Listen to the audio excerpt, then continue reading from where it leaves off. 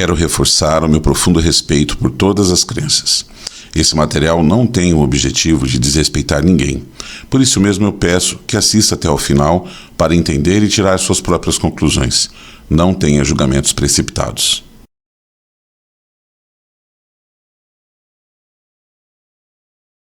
Olá, seja bem-vindo mais uma vez ao canal Reforma Íntima. Nós estamos falando sobre a reencarnação. Eu dividi esse tema em vários vídeos separados, então nós criamos uma série aqui para você poder entender e aí não ficar tão cansativo.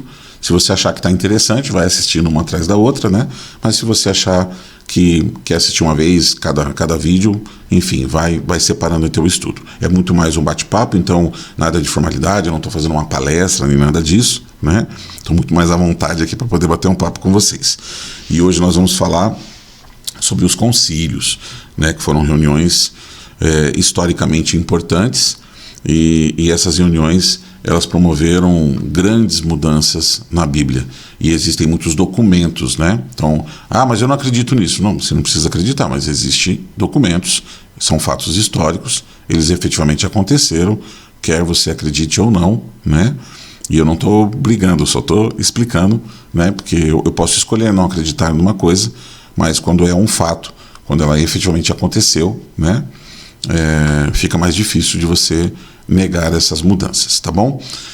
Mais uma vez, vocês viram que em vários vídeos aqui eu estou sinalizando mais uma vez o meu profundo respeito por todas as religiões, o meu profundo respeito pela Bíblia, né, que é um livro sagrado, que trouxe o cristianismo até nós. Sem ela nós não estaríamos falando do Cristo, então é muito importante, mas a gente precisa ter esse entendimento de algumas mudanças que aconteceram, tá? E mais uma vez lembrar que se ocorreram falhas, essas falhas foram humanas, né? Foram das pessoas que, de acordo com os seus interesses, de acordo com aquilo que eles queriam na época, e devido à importância que esse livro tem, né? Um livro extremamente importante, um livro que tem os seus seguidores, um livro que interfere na vida das pessoas, né, interfere na fé, na crença, nos seguidores, né? Então é um livro muito importante que, se você tiver condições de manipular ele, se você tiver condições de mexer nele para que as pessoas passem a acreditar em coisas conforme você quer, você tem um grande feito, né? O fato é isso. Então, as pessoas que erraram, né? Não foi Deus que errou, não foi Jesus que errou, nem nada disso, tá bom? A obra de Jesus ela permanece intacta, né? Vamos lá. Então vamos falar dos concílios. Os concílios, só para a gente contextualizar aqui, foram reuniões que foram criadas a partir dos imperadores, né? Esses imperadores romanos, eles se auto-intitulavam, né? Enviados de Deus, como acontecia na época. Todo mundo que era rei, que era imperador, tudo era um enviado do próprio Deus, até para poder conseguir se impor, né? Conseguir estabelecer um mando sobre as pessoas. Então eles se colocavam nessa condição, e aí a partir disso eles passavam a ter uma influência muito grande, né, sobre a igreja, porque eles tinham uma força bélica, né, uma força de poderio militar muito grande, e a igreja, como também tinha muitas posses, procurava sempre estar aliada a esses imperadores, né? Então existia todo um conceito ali de proximidade e de interesses comuns, tá bom? O primeiro concílio ele aconteceu em 20 de maio de 325, foi o concílio de Nicéia. Esse primeiro concílio ecumênico da igreja foi realizado pelo imperador Constantino e com alguns bispos. Quando a gente fala isso, a gente precisa ter tomar bastante cuidado, porque assim, na época, mais ou menos mapeado, né, existiam 1.800 bispos distribuídos em várias localidades, e supostamente todos eles foram convidados. O próprio imperador se colocou à disposição para que pudesse fazer o trânsito deles todos, né, para que eles pudessem se reunir, e que tudo isso era por conta do império.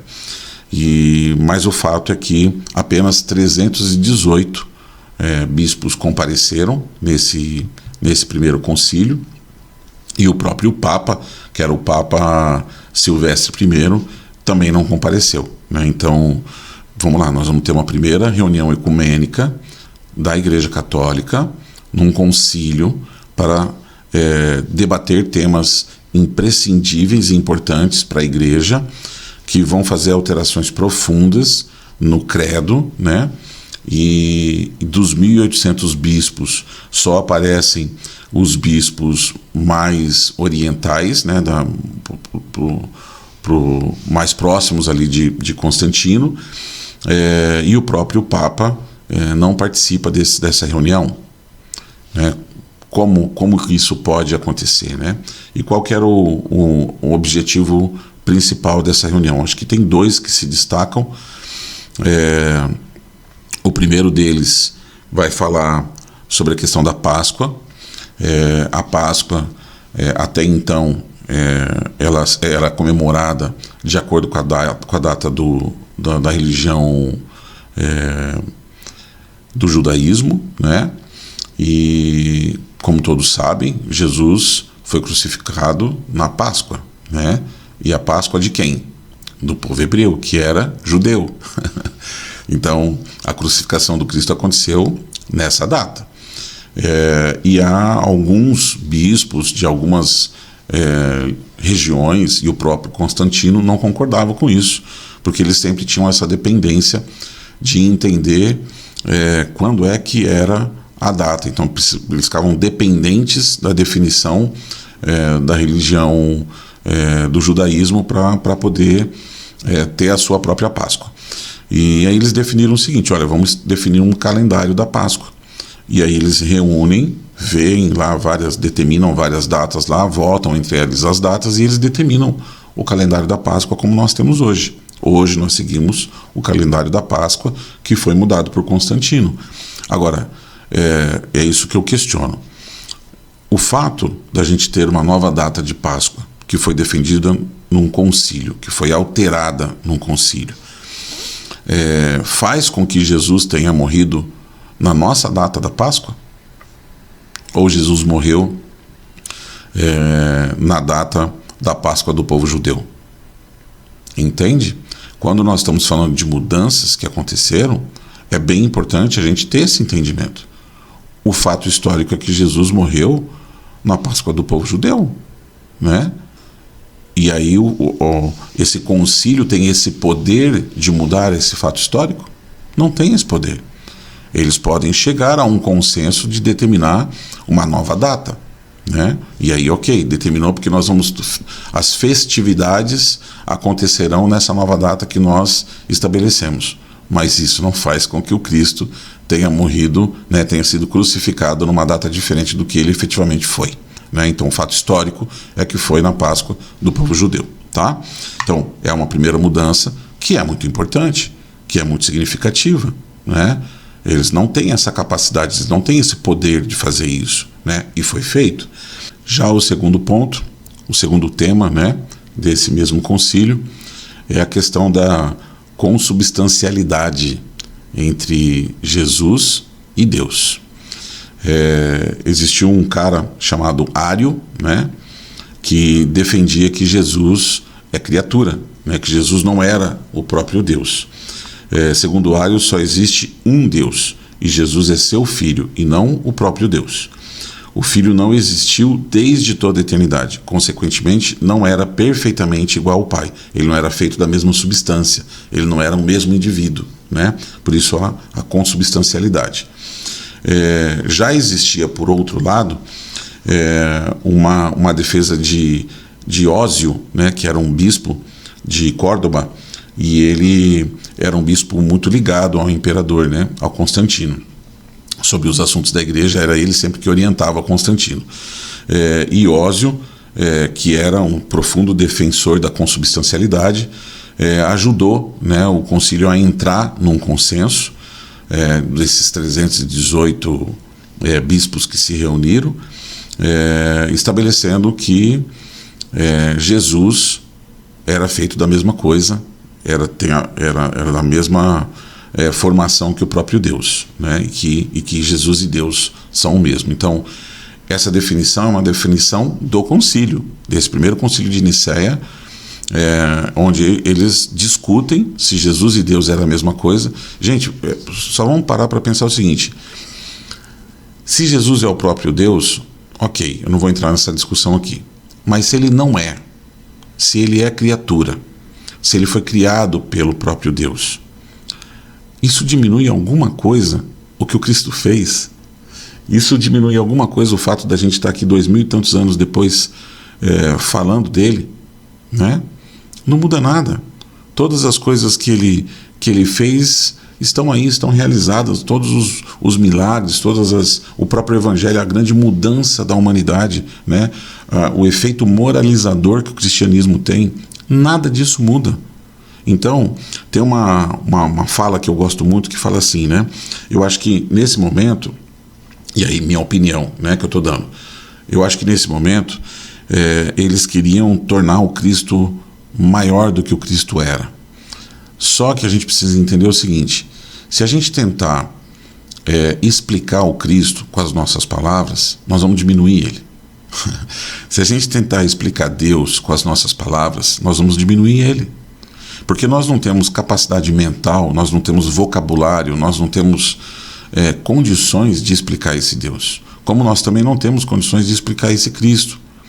Só que o fato de querer transformar o Cristo no próprio Deus, talvez seja uma grande falha, né? Talvez seja um grande erro.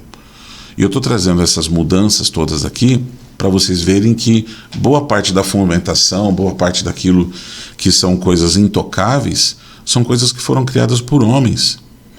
Numa primeira reunião, onde o próprio Papa não participou, onde a maioria dos bispos não participaram, somente os bispos ligados àquele imperador que tinha interesses, né, Constantino, que queria fazer algumas mudanças, que tinha interesse naquelas mudanças que acontecessem, né?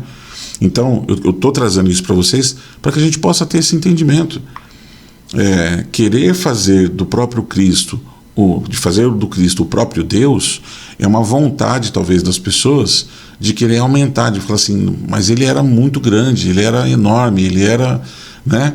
E seja o que eu for usar aqui, eu falar que Jesus era extra power plus master, né? Eu estou diminuindo ele. Eu não consigo explicar esse ser, né? Eu não consigo explicar essa grandeza, né? Esse amor vivo, né? Eu não consigo, não tenho capacidade para isso, ninguém tem. E talvez essa seja a grande preocupação deles naquele momento, de tornar Jesus maior, igualando ele ao próprio Pai. Mas isso é uma criação desse concílio. Até então, o que existia, né? Vamos lembrar que Ário era um presbítero de Alexandria, ele participou lá de todo o processo inicial do cristianismo, ele ajudou toda a formação, né, de boa parte de todos os cristãos, e ele defendia que não, que Jesus não era o próprio Deus. Vamos colocar aqui, né, uma outra coisa que é o seguinte: o tema a seguir é um tema de bastante confusão também, como foi falado ali, né, na questão do tema que ia surgir novamente no primeiro concílio de Constantinopla, que era da consubstancialidade de Deus e de Jesus. Esse tema volta, mas também é trazido um novo tema, com base em duas passagens bíblicas, tanto do Velho Testamento como do Novo, que é a questão da Trindade, né?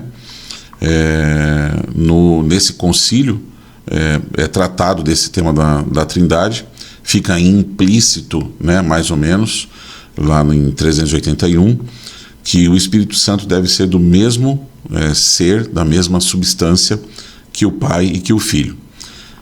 E essa decisão, nesse concílio, traz o apoio ao conceito dessa trindade de Pai, Filho e Espírito Santo. Essa trindade ela vai ser formalizada no concílio de Latrão, que aconteceu em 1231, e aí o Pai, ele define, né, que é o Pai quem gera, o Filho quem é gerado e o Espírito Santo quem realiza. E aí eles usam desses dois textos que no Antigo Testamento é o aparecimento daqueles 3 homens para Abraão, no capítulo 18 do livro de Gênesis, e que eles usam como prenúncio dessa trindade. E no Novo Testamento, o texto que mais influenciou está em Mateus, quando ele diz que manda batizar, né, em nome do Pai, do Filho e do Espírito Santo. Então eles, com base nesses 2 textos, lá já em 1231, no Concílio de Latrão, muito depois, né, eles formalizam a questão da trindade. O que a gente precisa entender é que essa decisão ela não tem absolutamente nada a ver com Jesus, né? No entendimento aqui deles, né? Nós estamos falando já de um tempo longo depois do Cristo, que existe através desse concílio, que é uma reunião política e ecumênica, né? Que junta as duas coisas, religião e política, que acontece há muito tempo depois. Nós estamos falando de 1231 anos se passaram, né? E aí, nesse concílio, eles retomam o assunto de Constantinopla, né, do primeiro concílio de Constantinopla, onde ficou implícita a questão da trindade, e aí eles definem, né, não, então, a partir de agora nós definimos, né, eles determinam que a partir dali existem 3. Né? Então, a própria trindade é uma criação do concílio, dos concílios, né?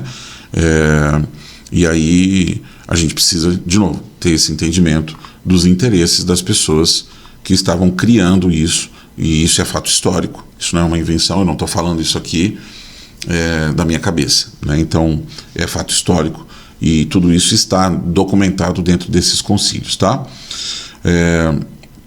Uma das coisas que eu trago aqui é que a gente fala o seguinte, né?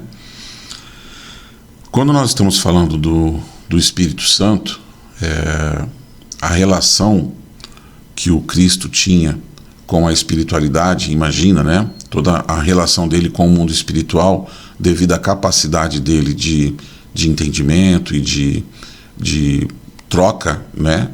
Era muito grande. Então, ele também pode estar se relacionando, pode estar falando, pode estar se remetendo à questão da presença espiritual, mas não necessariamente de um ser que é o Espírito Santo, né? Jesus, dentro de tudo aquilo que realizou, diante de tudo aquilo que ele fez, ele não dependia de um terceiro ser para poder fazer aquelas coisas. Ele já estava autorizado pelo próprio Pai. Então, é muito difícil a gente olhar para os textos e olhar para esses fatos históricos e ver que houve a criação lá em 381, no Concílio de Constantinopla, que lá em 1231, né, também no Concílio de Latrão foi oficializada a questão da trindade, mas que isso não existia antes. Que isso foi uma criação humana, né? Qual é a necessidade dessa criação? Qual é a necessidade dessa questão da trindade? Isso se acontece pela discussão, né? Vamos imaginar que nós temos vários teóricos, nós temos vários estudiosos da religião, eles estão discutindo os assuntos, e aí entra nessas questões, começam a debater esses temas, e através desse debate todo, é que eles vão chegar a essas definições, né? Então vamos definir aqui que aconteceu assim, assim, assado. Mas isso, de novo, não faz o fato ser real, né? Não faz o fato ser verídico. O que efetivamente aconteceu, aconteceu. E aquilo que foi inventado dentro dos concílios, que foi criado através dos concílios, são invenções com interesses mundanos, né? Com interesses dos homens da época. Mas vamos para o concílio que, talvez, na minha opinião, aí seja o mais importante, que é o concílio de Constantinopla. Esse vídeo ficou um pouquinho maiorzinho, mas eu acho que é importante porque a gente encerra a questão dos concílios, tá? O concílio de Constantinopla ele aconteceu em 553, então é o segundo concílio de Constantinopla. Ele aconteceu em 553 pelo imperador Justiniano, e aí aqui sim nós vamos ter a tratativa do tema da reencarnação, porque uma das decisões que aconteceu nesse concílio foi a questão da condenação da doutrina de apocatástase, né? Apocatástase passou a ser considerada como uma heresia. E olha que interessante, essa teoria, ela falava sobre a pré-existência da alma, ela falava que as almas pré-existem à nossa existência aqui do corpo físico, o que faz sentido, porque se Deus criou todas as coisas no tempo dele, aqueles que acreditam que ele criou em 6 dias, em 7 dias, né? Todas as coisas, os espíritos precisam estar criados, essas almas precisam estar criadas, a pré-existência da alma em relação à vida que nós estamos tendo aqui. Do contrário, ele estaria criando a alma no momento em que você está nascendo, e aí as coisas não foram criadas naquele tempo. Então gera uma controvérsia aqui, né? Mas o grande ponto é o seguinte: essa teoria, ela acreditava em várias coisas, inclusive na pluralidade dos mundos habitados. Essa teoria, que era defendida por Orígenes, foi um dos motivos aí da condenação de Orígenes, inclusive em relação a ele ser condenado pela Igreja Católica, tá? E Orígenes defendia a pré-existência da alma. Ele foi um cara extremamente importante, né? Orígenes, ele foi considerado pela Igreja durante muito tempo o maior dos teólogos e escritores do começo do cristianismo. Ele assumiu em 203 a direção da Escola Catequética de Alexandria. Então, esse cara não é qualquer cara, né? Ele é um cara importante, é um cara que está à frente da Escola Catequética de Alexandria. E no ano de 230 ele foi ordenado sacerdote da Palestina. Então, é um cara que tem um posicionamento, tem uma orientação muito importante, participa ativamente ali na escola catequética. Então, é ele que está ensinando o cristão a ser cristão, ele que está formando os primeiros cristãos, né? E esse cara, ele também fala da separação, né, entre Jesus e Deus, que Jesus é criatura, é uma das coisas que ele defende, mas a coisa mais complicada que ele defende, né, e que ele ensina, é essa questão da apocatástase e da pré-existência da alma, tá? Vamos lá. Conforme a cultura judaico-cristã, Orígenes viveu no século II de Alexandria e se tornou, sem dúvida alguma, um grande pensador, né, do cristianismo primitivo. Além disso, Orígenes é considerado como responsável por organizar toda a teologia cristã antiga, medieval, moderna e pós-moderna. Então, é desse cara que nós estamos falando. E no que Orígenes se baseia para falar sobre essa pré-existência? Então, eu vou pegar alguns textos aqui, 2 textos, na verdade, um deles do Velho Testamento, onde ele traz o seguinte, que Deus afirma, literalmente, que conhecia o profeta Jeremias antes mesmo dele ter concebido no ventre materno. Vejamos, né? Antes que te formasse no ventre de tua mãe, te conheci, e antes que tu saísse da madre, te santifiquei, às nações te dei por profeta. Isso está em Jeremias, de 1 a 5. Nesse mesmo contexto, nós temos em João, de 1 a 15, nós temos o seguinte, né, que ele afirma: João dá testemunho dele, ele exclama: este é aquele de quem eu falei, aquele que vem depois de mim é superior a mim, porque já existia antes de mim. E tem mais um pedacinho que eu preciso ler aqui para vocês, para poder contextualizar o que a gente vai falar, né, que tem a ver com Orígenes ainda, tá? Que Orígenes também defendia a reencarnação. Então, como é que isso está dito aqui, né? Que ele defendia a poligenesia, né? Ou a reencarnação. Ele afirma de forma categórica que o ser humano, em virtude de suas vidas anteriores, determinaria a sua própria condição de vida atual. De fato, Orígenes sustentava que, teologicamente, né, que o espírito pré-existia à existência do corpo físico biológico, de tal maneira que a própria humanidade determinaria, por isso, a sua situação da vida terrena, né, da tua vida atual. Ele defendia a reencarnação. Então, vamos pegar esse cara, que é um cara extremamente importante, que é um cara que foi considerado como um dos grandes estudiosos, um dos grandes criadores aí do cristianismo, que criou, inclusive ele fala, né, que ele criou aqui toda a teologia cristã antiga, medieval, moderna e pós-moderna. Então é um super cara responsável pela escola catequética de Alexandria. Ele formava os primeiros cristãos. Então essa galera toda que participou da escola catequética de Alexandria, entre essas pessoas está Ário, né, que eu falei lá no outro trechinho do vídeo. Eles acreditavam na reencarnação, eles seguiam os preceitos da reencarnação, de novo, muito próximo do Cristo. Nós estamos falando de 203, né? 203 depois de Cristo. Então, pessoas extremamente ligadas àquele contexto, daquele momento de vivência, e que trazem todas essas orientações, que ensinam, que repassam todas essas orientações. Então, quanto mais próximo do Cristo, né, um pouquinho antes do Cristo, nós temos todo o conceito do judaísmo, né, e que acredita na reencarnação.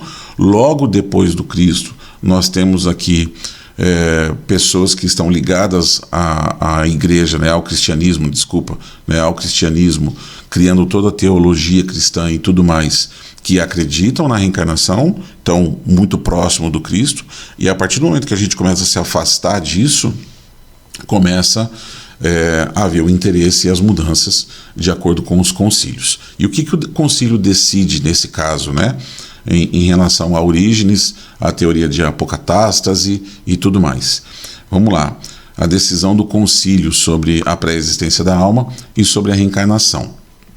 A principal cláusula, ou anátema, é a da condenação da pré-existência, que, em síntese, é a seguinte: quem sustentar a mítica crença na pré-existência da alma e a opinião consequentemente estranha de sua volta, seja anátema. Anátema, no dicionário, quer dizer excomunhão, maldição, né? Uma pessoa que foi reprovada, ok? E na íntegra diz assim: se alguém diz ou sustenta que as almas humanas pré-existiam na condição de inteligência e de santos poderes, e que, tendo se enojado da contemplação divina, tendo se corrompido, através disso, tendo se arrefecido no amor de Deus, elas foram por essa razão chamadas de almas, para seu castigo mergulhadas em corpos, que seja anatematizado. Anatematizado. Então, a gente precisa entender esse contexto assim. Vamos lá. Eles se reúnem num concílio tanto tempo passado, por uma definição deles, de novo, nesse concílio, o interesse de um imperador, que era Justiniano, né, no segundo concílio de Constantinopla, segundo concílio de Constantinopla, 5 de maio de 553. Então, existe um interesse de mudar isso. Esse cara que defende tudo isso, tanto tempo depois, ele é considerado um louco, né? Que tudo aquilo que ele pregou, que tudo aquilo que ele ensinou não valia nada, e o que valia era o quê? Aquilo que aquelas pessoas, naquele contexto do futuro, que estavam já distantes do tempo do Cristo, que não participaram de nada daquilo, que, de acordo com seus interesses, resolveram mudar, né? Então, o grande ponto é esse. Houve uma determinação histórica, né, onde retiraram, né, essa crença, retiraram isso da Bíblia, retiraram isso do cristianismo. E o que eu trago que é importante a gente avaliar isso, quando a gente olha para alguém que acredita, que pesquisa, que vai atrás dessas informações, e ele é sustentado, né, ele é alimentado por todos esses fatos históricos aqui, fica muito difícil do cara não acreditar na reencarnação, né? Ainda mais se a reencarnação, de novo, faz sentido para ele, se a reencarnação é o grande motivo da justiça divina e promove a evolução do seu ser, né? Então, nós vamos entender um pouquinho mais sobre esse processo de evolução, sobre esse processo de justiça divina, no nosso próximo vídeo.